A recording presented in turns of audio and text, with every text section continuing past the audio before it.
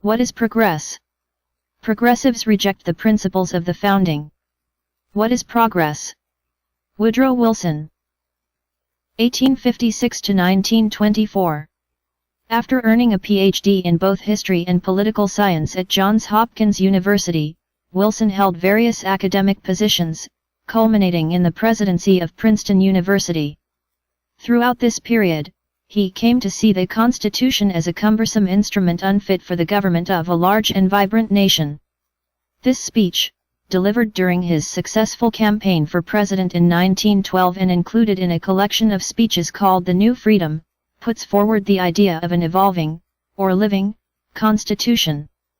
1913. In that sage and veracious chronicle, Alice Through the Looking Glass, it is recounted how, on a noteworthy occasion, the little heroine is seized by the Red Chess Queen, who races her off at a terrific pace. They run until both of them are out of breath, then they stop, and Alice looks around her and says, "Why, we are just where we were when we started." "Oh, yes," says the Red Queen, "you have to run twice as fast as that to get anywhere else." That is a parable of progress. The laws of this country have not kept up with the change of economic circumstances in this country, they have not kept up with the change of political circumstances, and therefore we are not even where we were when we started. We shall have to run, not until we are out of breath, but until we have caught up with our own conditions, before we shall be where we were when we started this great experiment which has been the hope and the beacon of the world. And we should have to run twice as fast as any rational program I have seen in order to get anywhere else. I am, therefore, forced to be a progressive, if for no other reason, because we have not kept up with our changes of conditions, either in the economic field or in the political field. We have not kept up as well as other nations have. We have not kept our practices adjusted to the facts of the case, and until we do, and unless we do, the facts of the case will always have the better of the argument, because if you do not adjust your laws to the facts, so much the worse for the laws, not for the facts, because law trails along after the facts. Only that law is unsafe which runs ahead of the facts and beckons to it and makes it follow the will-o'-the-wisps of imaginative projects. Business is in a situation in America which it was never in before, it is in a situation to which we have not adjusted our laws. Our laws are still meant for business done by individuals, they have not been satisfactorily adjusted to business done by great combinations, and we have got to adjust them. I do not say we may or may not, I say we must, there is no choice. If your laws do not fit your facts, the facts are not injured, the law is damaged, because the law, unless I have studied it amiss, is the expression of the facts in legal relationships. Laws have never altered the facts, laws have always necessarily expressed the facts, adjusted interests as they have arisen and have changed toward one another. Politics in America is in a case which sadly requires attention.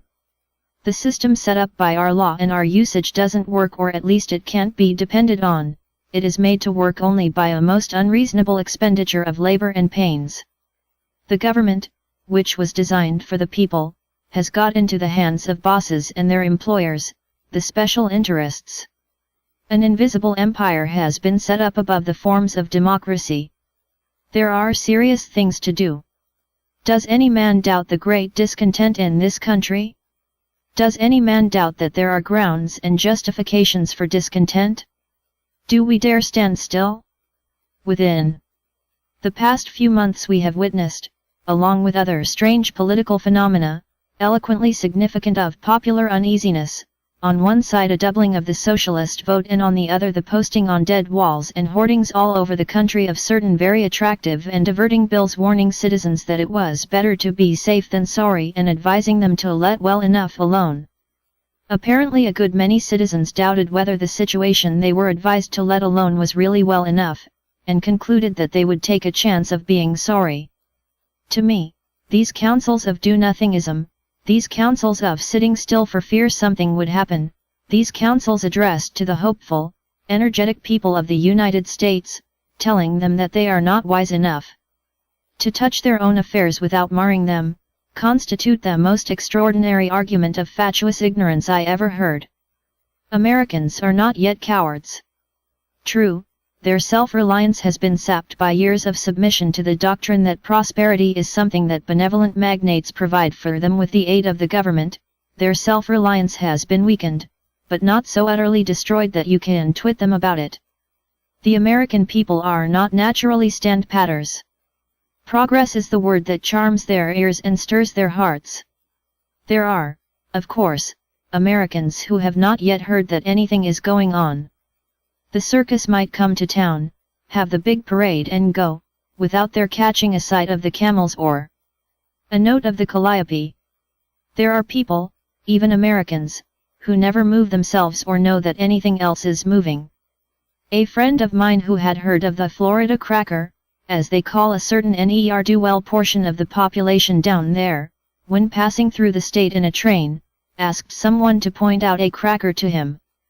The man asked replied, "Well, if you see something off in the woods that looks brown, like a stump, you will know it is either a stump or a cracker. If it moves, it is a stump." Now, movement has no virtue in itself. Change is not worthwhile for its own sake. I am not one of those who love variety for its own sake. If a thing is good today, I should like to have it stay that way tomorrow. Most of our calculations in life are dependent upon things staying the way they are. For example, if, when you got up this morning, you had forgotten how to dress, if you had forgotten all about those ordinary things which you do almost automatically, which you can almost do half awake, you would have to find out what you did yesterday. I am told by the psychologists that if I did not remember who I was yesterday, I should not know who I am today, and that, therefore, my very identity depends upon my being able to tally today with yesterday. If they do not tally, then I am confused, I do not know who I am, and I have to go around and ask somebody to tell me my name and where I came from. I am not one of those who wish to break connection with the past. I am not one of those who wish to change for the mere sake of variety. The only men who do that are the men who want to forget something, the men who filled yesterday with something they would rather not recollect today, and so go about seeking diversion, seeking abstraction in something that will blot out recollection, or seeking to put something into them which will blot out all recollection. Change is not worthwhile unless it is improvement. If I move out of my present house because I do not like it, then I have got to choose a better house, or build a better house, to justify the change. It would seem a waste of time to point out that ancient distinction between mere change and improvement. Yet there is a class of mind that is prone to confuse them. We have had political leaders whose conception of greatness was to be forever frantically doing something it mattered little what, restless, vociferous men, without sense of the energy of concentration, knowing only the energy of succession. Now, life does not consist of eternally running to a fire. There is no virtue in going anywhere unless you will gain something by being there. The direction is just as important as the impetus of motion. All progress depends on how fast you are going, and where you are going, and I fear there has been too much of this thing of knowing neither how fast we were going or where we were going. I have my private belief that we have been doing most of our progressiveness after the fashion of those things that in my boyhood days we called treadmills, a treadmill being a moving platform, with cleats on it, on which some poor devil of a mule was forced to walk forever without getting anywhere. Elephants and even other animals have been known to turn treadmills, making a good deal of noise, and causing certain wheels to go round, and I dare say grinding out some sort of product for somebody, but without achieving much progress. Lately, in an effort to persuade the elephant to move, really, his friends tried dynamite. It moved in separate and scattered parts, but it moved. A cynical but witty Englishman said, in a book, not long ago, that it was a mistake to say of a conspicuously successful man, eminent in his line of business, that you could not bribe a man like that, because, he said, the point about such men is that they have been bribed not in the ordinary meaning of that word, not in any gross, corrupt sense, but they have achieved their great success by means of the existing order of things, and therefore they have been put under bonds to see that that existing order of things is not changed. They are bribed to maintain the status quo. It was for that reason that I used to say, when I had to do with the administration of an educational institution, that I should like to make the young gentlemen of the rising generation as unlike their fathers as possible.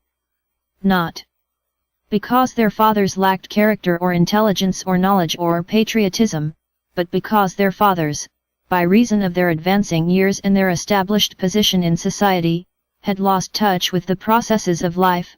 They had forgotten what it was to begin, they had forgotten what it was to rise, they had forgotten what it was to be dominated by the circumstances of their life on their way up from the bottom to the top, and, therefore, they were out of sympathy with the creative, formative, and progressive forces of society. Progress. Did you ever reflect that that word is almost a new one? No word comes more often or more naturally to the lips of modern man, as if the thing it stands for were almost synonymous with life itself, and yet men through many thousand years never talked or thought of progress. They thought in the other direction. Their stories of heroisms and glory were tales of the past. The ancestor wore the heavier armor and carried the larger spear. There were giants in those days. Now all that has altered. We think of the future, not the past, as the more glorious time in comparison with which the present is nothing. Progress, development, those are modern words. The modern idea is to leave the past and press onward to something new. But what is progress going to do with the past, and with the present? How is it going to treat them? With ignominy, or respect? Should it break with them altogether, or rise out of them, with its roots still deep in the older time? What attitude shall progressives take toward the existing order, toward those institutions of conservatism, the Constitution, the laws, and the courts? Are those thoughtful men who fear that we are now about to disturb the ancient foundations of our institutions justified in their fear? If they are, we ought to go very slowly about the processes of change. If it is indeed true that we have grown tired of the institutions which we have so carefully and sedulously built up, then we ought to go very slowly and very carefully about the very dangerous task of altering them. We ought, therefore, to ask ourselves, first of all, whether thought in this country is tending to do anything by which we shall retrace our steps, or by which we shall change the whole direction of our development. I believe, for one, that you cannot tear up ancient rootages and safely plant the tree of liberty in soil which is not native to it. I believe that the ancient traditions of a people are its ballast. You cannot make a tabula rasa upon which to write a political program. You cannot take a new sheet of paper and determine what your life shall be tomorrow. You must knit the new into the old. You cannot put a new patch on an old garment without ruining it. It must be not a patch, but something woven into the old fabric, of practically the same pattern, of the same texture and intention. If I did not believe that to be progressive was to preserve the essentials of our institutions, I for one could not be a progressive. One of the chief benefits I used to derive from being president of a university was that I had the pleasure of entertaining thoughtful men from all over the world. I cannot tell you how much has dropped into my granary by their presence. I had been casting around in my mind for something by which to draw several parts of my political thought together when it was my good fortune to entertain a very interesting Scotsman who had been devoting himself to the philosophical thought of the 17th century. His talk was so engaging that it was delightful to hear him speak of anything, and presently there came out of the unexpected region of his thought the thing I had been waiting for. He called my attention to the fact that in every generation all sorts of speculation and thinking tend to fall under the formula of the dominant thought of the age. For example, after the Newtonian theory of the universe had been developed, almost all thinking tended to express itself in the analogies of the Newtonian theory, and since the Darwinian theory has reigned amongst us, everybody is likely to express whatever he wishes to expound in terms of development and accommodation to environment. Now, it came to me, as this interesting man talked, that the Constitution of the United States had been made under the dominion of the Newtonian theory. You have only to read the papers of the Federalist to see that fact. Written on every page. They speak of the checks and balances of the Constitution, and use to express their idea the simile of the organization of the universe, and particularly of the solar system, how by the attraction of gravitation the various parts are held in their orbits, and then they proceed to represent Congress, the judiciary, and the President as a sort of imitation of the solar system. They were only following the English Whigs, who gave Great Britain its modern constitution. Not that those Englishmen analyzed the matter, or had any theory about it. Englishmen care little for theories. It was a Frenchman, Montesquieu, who pointed out to them how faithfully they had copied Newton's description of the mechanism of the heavens. The makers of our federal constitution read Montesquieu with true scientific enthusiasm. They were scientists in their way, the best way of their age, those fathers of the nation. Jefferson wrote of the laws of nature, and then by way of afterthought and of nature's God. And they constructed a government as they would have constructed an orrery to display the laws of nature. Politics in their thought was a variety of mechanics. The Constitution was founded on the law of gravitation. The government was to exist and move by virtue of the efficacy of checks and balances. The trouble with the theory is that government is not a machine, but a living thing. It falls, not under the theory of the universe, but under the theory of organic life. It is accountable to Darwin, not to Newton. It is modified by its environment, necessitated by its tasks, shaped to its functions by the sheer pressure of life. No living thing can have its organs offset against each other, as checks, and live. On the contrary, its life is dependent upon their quick cooperation, their ready response to the commands of instinct or intelligence, their amicable community of purpose. Government is not a body of blind forces, it is a body of men, with highly differentiated functions, no doubt, in our modern day, of specialization, with a common task and purpose. Their cooperation is indispensable, their warfare fatal. There can be no successful government without the intimate, instinctive coordination of the organs of life and action.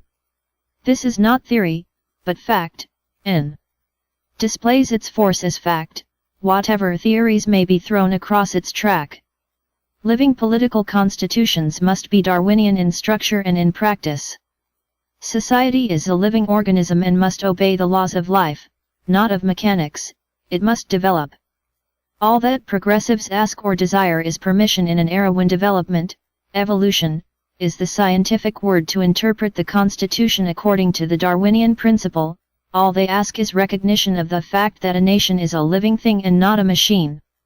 Some citizens of this country have never got beyond the Declaration of Independence, signed in Philadelphia, July 4, 1776.